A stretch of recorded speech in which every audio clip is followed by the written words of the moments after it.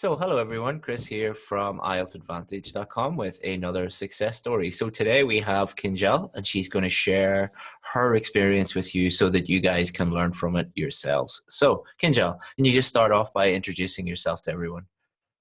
Okay, my name is Kenjal Upadhyay. I am from Vapi, which is in southern part of Gujarat, from India, and I am a pharmacist by profession. My highest education is M.Pharm in Department of Pharmaceutics, Mm-hmm. and I have both experience working in medical store as well as industrial experience. Excellent. And can you tell people a little bit about your IELTS experience? Like how many times did you do the test? What scores did you get? What did you struggle with? Things like that. Okay, yes, I was a big struggler with writing, especially before I joined the writing course. Actually, I sat for the exam 4 times. I sat for general training, and my requirement was 8777, as Mm-hmm. I needed to migrate to Canada, Mm-hmm. and this was the requirement for the express entry profile. And so I had to score 8 in listening and 7 in everything, reading, writing, and speaking. So I was doing well with listening, reading, speaking, but the module where I was lacking was writing, and there I had scored 6.5 3 times. Mm-hmm. So it became a nightmare for me to move from 6.5 to 7 before I joined this course. And Mm-hmm. I was actually very depressed and nervous because I was not getting a way out from this, and it was becoming more and more confusion. Everything was becoming more puzzled. So I also joined the writing course, which was really a big help to me because I'm an Indian and I was having some problem with prepositions, articles, and I don't know why, but I felt that this was the only barrier which I had to move on, and so this helped me. Mm-hmm. And finally, I achieved my target score 7 in writing. So did you get 8777 and the one that you wanted I overall? scored 9 in listening, Mm-hmm. 8.5 in reading, Mm-hmm. 7 in speaking, Mm-hmm. and 7 in writing as Excellent. Congratulations. How does it feel now that you've got your scores? well. I'm feeling very happy. Actually, I'm feeling satisfied because 6.5 to 7 moving in writing, it was not easy. It No. was very difficult for me.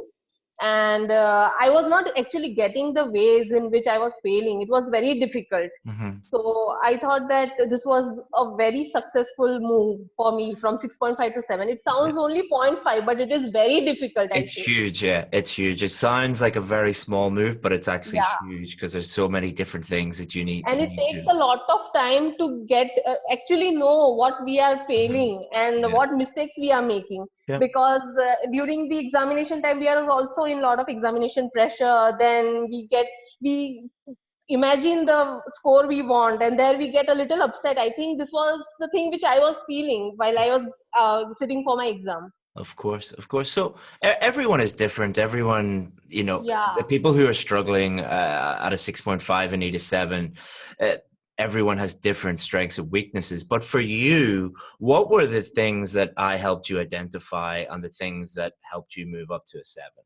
Yeah, especially I think I was lacking in accurate use of preposition and Hmm. articles. I Hmm. think this was the only thing which I was lacking. My Hmm. ideas, my task response, everything was up to mark, and I was not failing in understanding the question. I was Hmm. understanding it accurately. But Hmm. I think when I used to use the high level vocabulary, I used to make mistakes with using complex sentences. Hmm. And there I think it was difficult to understand what I am trying to convey for the Hmm. examiner. So I think Hmm. this was the only thing which I was lacking. Excellent. So the two things were grammar and vocabulary, really. Yeah, And so yeah. so why do you, if you had to explain this to a student and they were saying, well, why is my vocabulary and grammar at a 6.5 and not at a 7? How would you explain that to a student? I think it is very simple. We should imagine the sentence we are writing. Proofreading is the only way which can help us solve this mistake. I was not proofreading it, and I think while using higher vocabulary, I was making mistake with simple grammar and everything, and Mhm. I was making it complicated for me. It is very simple.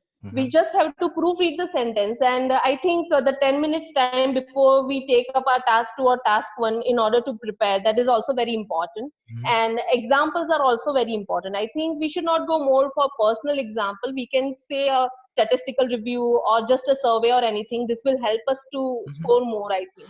And sticking with grammar and vocabulary, if a student said, should I do more complicated, more complex things or simpler things, which one would you suggest for them and why? I think you should go for more simple thing because this will be more easy for you to write as well as Hmm. for the examiner to understand. It is not every time that we have to write complex words or very high vocab words. I Hmm. think sometimes we can stick to our simple language, but Hmm. the only thing is that we should make it easy for the person or the reader to understand what we are writing. Exactly, exactly. Because what happens is, and this is not the student's fault, but if somebody fails a test, they automatically think, I need to do things that are higher level or more complex Yes. or more complicated. And the result of that is they make more vocabulary mistakes, more grammar mistakes. So This is they the only lower, point where we make mistakes, yeah, right? so they lower their grammar and vocabulary scores instead of doing what they're trying to do, which is trying to improve those scores. By making lots and lots of Yeah. vocabulary and grammar mistakes, they're also, as you said, lowering the coherence of their overall essay because it's Yeah. more difficult for the reader to understand what they're writing if every sentence has multiple mistakes in it.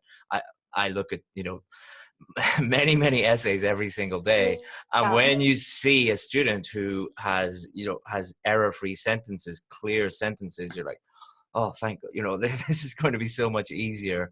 And you can tell if a student has had this mindset where I must use more complicated high level language, more complex sentence, more complex vocabulary, because it's really difficult to read what's on the page because it's just so many mistakes.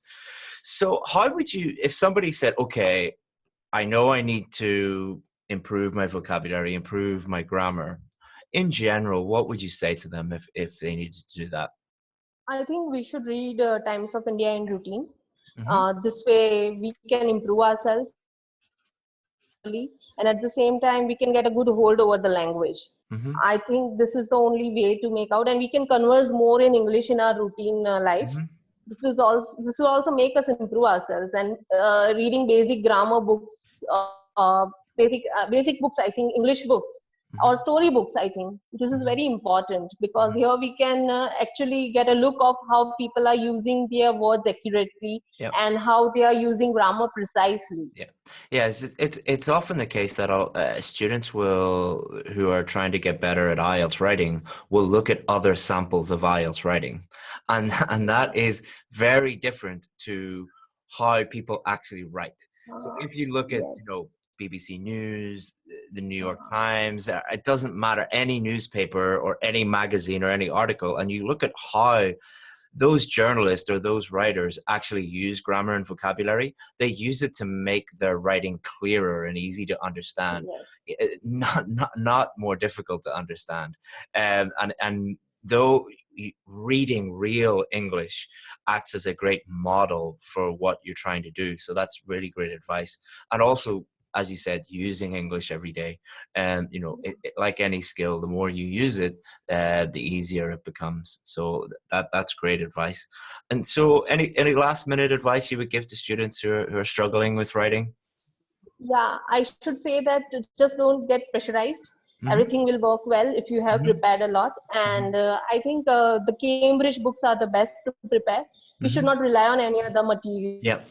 as you are Yeah. saying. I think the recent Cambridge books 11, 12, and everything, they are also Hmm. very helpful for especially listening and reading. Hmm. Uh, the paper actually matches with the type of format in these books. So Hmm. Cambridge books are very helpful. So please rely on that material. Yeah. And I think be cool and composed on the test day. This was the only thing I should say because I think if we are confident of what we are going to write or we are going to speak, Hmm. this will work and we Yeah. will achieve our target score easily. The key is to know that you're going to get the score before you do the test. So, like, you were Yes. one of my VIP students.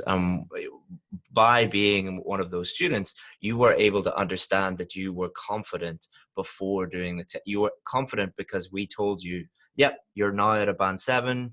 Go and do the test. Everything's okay. Rather than where most people are in the dark. They don't really know if they will get the test or the score they need or not, and they're hoping and praying and hoping they'll be lucky. And luck is not going to help you on test day. But knowing, like, No, no, luck is not going to help. no, but knowing like you did, like for example, we said to you, prepositions, articles, you need to focus on these two Yes, areas, and you knew exactly what your problems were. So it's all about establishing exactly what those problems are. Because if you're the one of the main reasons why people get so frustrated is it just like, "Oh, I've no idea why I keep getting this score." But if you get someone yes, to help you, and I'm not saying that everybody has to join my course or anything like that, but what I am saying is get the help that you need, because it's much cheaper than failing the test over and over and over again. A lot of people try and do it the cheap way by, thinking that they're going to save money by not getting the help they need. But in the long run, you're going to spend much, much, much more money because you're going to fail the test multiple times. So, getting the help that you need and understanding what your weaknesses are is the only way to really turn those weaknesses into strengths. Would you agree with you all that? provide so detailed feedback. Yeah, You yeah, provide so detailed feedback, and there we get to know what we are lacking, what points we are lacking. yeah, That is yeah. very important. Yeah, it's very detailed. I know. It's like 4 or 5 Very pages detailed of it. feedback. Actually, if we read it 3 to 4 times, we can exactly make out what Mhm. points we are lacking. Yeah, yeah, yeah. If a teacher gives you feedback, take action on that feedback. Like if you just Yes. get it and like go immediately, just look at what score and then throw it away, it's useless. No, You no, no. have to understand exactly what the teacher is saying to you, and taking. So if they say, for example, like I said to you, prepositions and articles, go and Yes. work on prepositions and articles for a few weeks, and then Just come watch back. the module repeatedly, and then you will improve. That is what you said repeatedly to me, Yeah. and I worked on that. Yeah, I know it's boring. It's not exciting, but it It's works. very It boring, works. and it's also very time consuming, and you have to put on a lot of energy. And Yeah, there are times when we feel a little depressed, nervous, and a little stressed, yeah, but everything will work out well. yeah. Like any process, you have times when you're feeling great, and then times when you want to give up, Yes, and times when it's really difficult. But if you keep going, you will get there. And if you yes. give up, you'll never get there. So that's great advice. I would say nothing is impossible. Everything is No, possible if you no, have a strong determination and you have exactly. a good tutor like you to support you every time. Well, thank you, Kenjal. What will you be able to do now that you have got the score that you need? Actually, I will be going for permanent residence for to Canada. Canada. Excellent. So you'll be a Yeah, pharmacist in Canada? yeah. Excellent. I Excellent. have to apply for the examination. Actually, I have to sit the examination for license. But Hmm. yes, I would be eligible to sit Excellent. after once I go there. So thank you very much, and say hello again to your little boy who is Okay, thank you. he's, Yeah, I'll say he's not here. I'll say him. yeah, thank you very Surely. much. No, he's cute. And bye bye, Chris, and thank you for your help. You're very, And very thank you for welcome. your support, your detailed feedback, and everything. You're very, very welcome. Thank you very much, Kinjal. And the Zoom session, the speaking session, it is also very helpful. Yeah, it is. Yeah, we students love that. Students love that. Yeah, yeah. All Thank right, you. Kinjal, I'll let you go because I'm sure you're busy. And good luck in Okay. Canada. And if you need anything in the future, feel free to get in touch. All right. Okay. Bye bye. Bye bye.